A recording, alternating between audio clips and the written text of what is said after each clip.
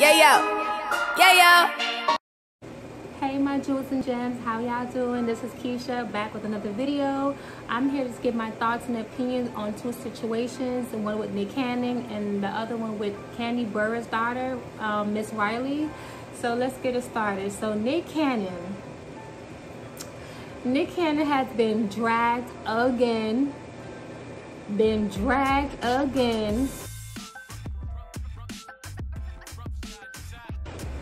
Because he would not let up. He's still won't let up on the Jewish community. And he's been reading, he's been doing everything he can to get in good grace with them. And it's like they don't really care, bro. They don't really care. You gotta just move on from that. But anyways, this all stemmed back from July when he had Professor Griff on his podcast. And they were speaking about, you know, certain things, and then, you know, Jewish community came up, and he mentioned how they are not the real Jews. The real Semitic people are black people. And when I tell you that Nick Cannon caught a lot of heat, I'm talking about bullets was hitting him from left and right. That dude caught a lot of heat. He was fired. It was a big deal. It was to the point where he had to eventually sit down with a rabbi and apologize. And when he did that, a lot of people felt like he was a traitor, he was a sellout, and he wasn't real. And then Nick Cannon, he felt offended by that because he felt like, you know, he offended a community, which is the Jewish community, and then he also felt hurt by his people not standing by him and calling him all these different things, all these different bywords and stuff. And so he sent us several tweets saying, well, you know, you guys can have this earth, I don't want to be here no more, you guys can have it, I felt betrayed by my own people, etc., etc. And people were highly concerned with Nick Cannon's state of mind, his health. You know, was he okay? Because this really took a big toll on him. So after that, you know, he kind of calmed down a little bit, and then now he's back just tweeting again, and just telling everybody how he's studying about the Jewish community. He's learning their feast days, their holidays. He's praying, meditating, fasting. He wasn't doing that crap. I won't say crap. He wasn't, because I do that too. He wasn't doing that before.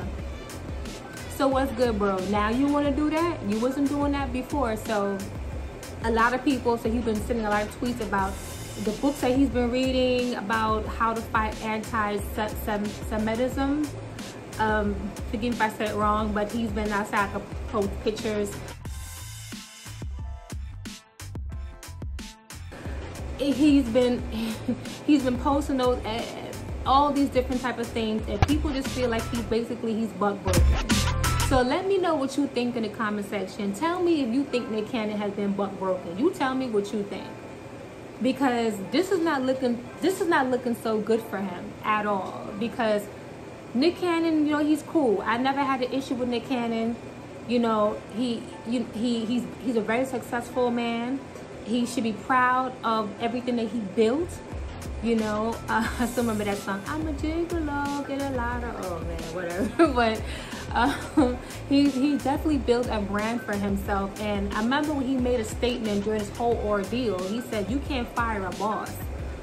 Well, people will look at you and be like, well, you're a boss. So if you're a boss, then you stand your ground on how you feel.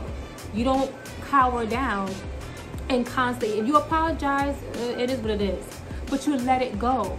There's people that never apologize to your people, Nick Cannon. There's people who spit on your own kind, call your own kind the N-word, my kind too. We all, you know, I'm the same too. You know, we're all black. You know, me and you. You know, and it's just like, you know, no one apologized. Did that cop apologize putting his filthy, dirty knee on George Floyd's neck? Did anybody apologize for Sandra Bland, Trayvon Martin, Breonna Taylor? Did anybody apologize to them? There's another sister who also was found dead in the jail cell. Her name was Priscilla. I forgot what state she was in, but no one apologized. And if they do, it's like a little sour apology. It's not even like a sincere, I'm truly sorry from the bottom of my heart. No. And if when they apologize one time and they keep it moving. They chuck up the deuces and that's it. If you don't want to accept it, they don't give a damn. Oh, I'm sorry. But we all know it's not sincere. A lot of times they get sorry for the backlash. They're not sorry. They're not sorry for really feeling and understanding how much you hurt, how much they hurt you. They don't care. They don't care. So it's just like, why would you constantly keep, you know, going so hard for this community? You got to focus on you and yours, period. There's no need to go that hard. Now, if you want to read and educate yourself on certain communities and history, okay, that is fine. But you got to stand your own ground, stand bold as a lion, and don't ever cower down. When you constantly go and apologize and, you know, and just look at you just kissing up to them and, you know, or to any type of anybody, it just makes you look, you know, very weak and desperate, and it just makes you look kind of crazy. And people will laugh and make fun of you. You're bigger than that. You're giving people too much power. You know what I'm saying? The community already have power already. Shoot, they running dog on everything. You know, you gotta hold on to your dignity, hold on to your pride, and stand in your truth. Never let no one take that away from you, man. You can never change the truth. And eventually, the truth comes to life, and everybody will know about it. You know, nothing stay hidden forever. So, Nick Cannon, brother, it's great that you're learning and you want to educate and read books and so on, etc., etc. But, man, leave it alone. Just don't be tweeting about the Jewish community anymore. What's done is done, bro. Let it go. Okay? All right.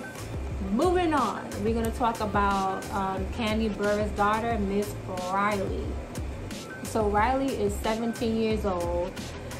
And she wanted a nose job. She wanted to get her nose done. So she done chopped that off.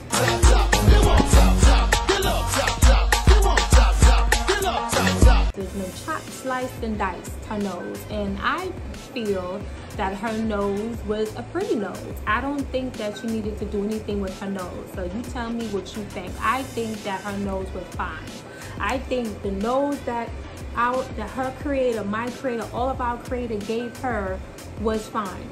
She did not need to do no surgery to her face. And this is the issue with this generation, because when I was growing up, you know, it wasn't so prevalent. It wasn't something that was so huge to do. You know, women had what they had and they just kept them moving. But as time go on, as time passed by, I see that more surgery is being pushed, like surgery. I mean, it starts with the face. It starts with something small, and then it goes all over the place. And it's just like you look like a totally different person. Look like a totally different person. And you can name a good amount of celebrities who look like a totally different person. They look nothing like their original self. And originality is great. I will always rep and go hard for originality and authenticity. I love natural, and again, I'm not in nobody's shoes, so I can't tell her, Miss Riley, what to do with her face and her body. That's not my place. I can't do that, and she's not my child. I have no connection, like, personally to her. But I would say, not my daughter. I would be hurt if my daughter came to me and was like, "Mommy, I want to go get surgery." And it don't matter if it was on her face, her body. I'm like, what's wrong with your face? What's wrong with your body? It's perfect. You know what I'm saying? Like, you don't need to do anything. But in today's society, it just pushes everybody to just go run to the doctor if they don't like something. You know, there's nothing wrong with it. I mean, there's really nothing wrong. And notice that the surgery that people are typically getting, it kind of looks the same. You know, they get that same type of, like, you know, nose and the lips and the big, huge badunkadunks. And it's just like, you don't need all that. Can you even clean your ass, right? When you get that big old huge, you know, it's like two big globes sitting on two little bony chopstick, you call thighs. You know, you want to chop this, cut this, take out this, suck this. No. It's like, what you gonna do? Get surgery and just exchange your feet for something else. Like, I mean, it just sounds stupid what I'm saying, but it doesn't, I don't understand. There was nothing wrong with her. And then you see little girls grow up, look at these celebrities, look at these Instagram models, and be like, I want to be like that. I want to look like that. She is so gorgeous. Man, you take off all of that stuff and she looked whatever. No. And I remember there was a video with this young girl, young black girl, cute, pretty little girl. She was about 3-4 years old, and and it went viral. So I don't know if you guys seen that video. It was a hairdresser. She was doing her hair. The little girl had dreadlocks. So she picked up the mirror, and as she was filming, because she was filming the whole time, and she picked up the mirror and said, "Oh, look at your hair getting done. Look so pretty." She's like, "I'm ugly," and I was like, "What the hell?" I was shocked. 4-year-old of a toddler talking about she's ugly. When I was that age, well, I can't remember nothing when I was like 4, whatever, 5 or whatever. I can't go that far back. But I'm sure I'm greedy now. I was greedy back then. All I cared about was getting food and probably playing with toys. That's all I cared about. I didn't know nothing about pretty, ugly, cute, sexy. I didn't know nothing about that. She was too young to be knowing what ugly is. So clearly, someone was telling her that. Someone was telling her that she was ugly. For 4 years old, if you see her, she's a pretty little girl. You know, so the hairdresser had to tell her, no, you're gorgeous. Look at your beautiful chocolate skin, your beautiful dark brown skin. Look at your dimples. I love dimples. She had the cutest dimples. And she, beautiful hair. And it's just like, who the hell told you that you're ugly? You're nowhere near ugly. Don't ever say something like that again. So then she did an update video, and the little girl came back and said, I'm black and beautiful. And I was like, tell him, girl, go ahead. So I was so happy to hear that. But it's just so sad that you have them younger and younger and younger, can barely speak, but then they know the word ugly. And it is really, really, really sad that this is where it comes to. But I know Candy Bird, I know she did surgery too. You know what I'm saying? She had her little small little tata. There's nothing wrong with some small tata, whether it's small, big, it doesn't matter. All you got is just a nipple. That is fine. Because there's guys and other people who like that. That is fine. You can't please everybody. And I don't think it's cool to want to kind of look the same. I just feel like it's great to have different colors, different skin tones. It's great to have different texture hair, different curl patterns, coil patterns, wavy, straight, whatever. I just think I love it, because if we all look the same, the world would be freaking boring. It would be freaking boring. If we all look the same, I don't care. Let's say freaking Beyonce or Rihanna. If we all look like Beyonce, all look like Rihanna, all look like friggin' the model Ducky, or we will all friggin' look. Give me some other gorgeous, some other beautiful women. We will all look. It would just be like, okay, can we get something like that looks different? So it's okay to be small up here, a wider nose, a small. It's okay. It is fine, but and the thing with surgery that people have been saying is very addictive. It's very addicting, surgery. I remember I wanted to get tattoos. I wanted to get tattoos and get scars on my foot.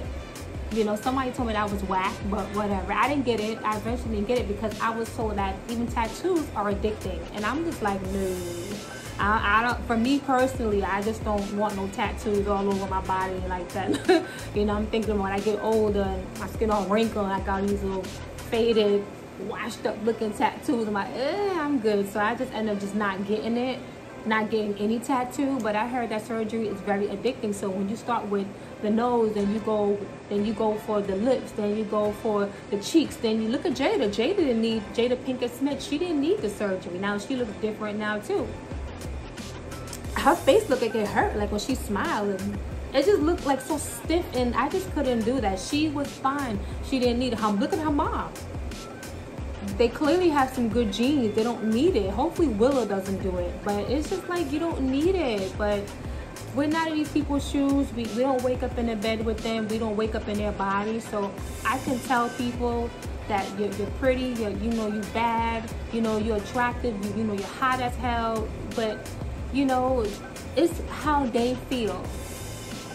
So hopefully Riley doesn't take it any further and doesn't go get her whole body all made up and just look like a friggin' plastic doll. So, and we would just have to see. Hopefully she doesn't take it too far. But anyway, guys, I hope y'all have a blessed one. I'm done. You know, that's my commentary. That's how I feel about Nick Cannon and Miss Riley. Leave a comment down below if you like to tell me how you feel, and I'll be back with another video. You know, so if you want, like, comment, subscribe if you want, and I'll see y'all then. All right, bye bye. Yeah, yo.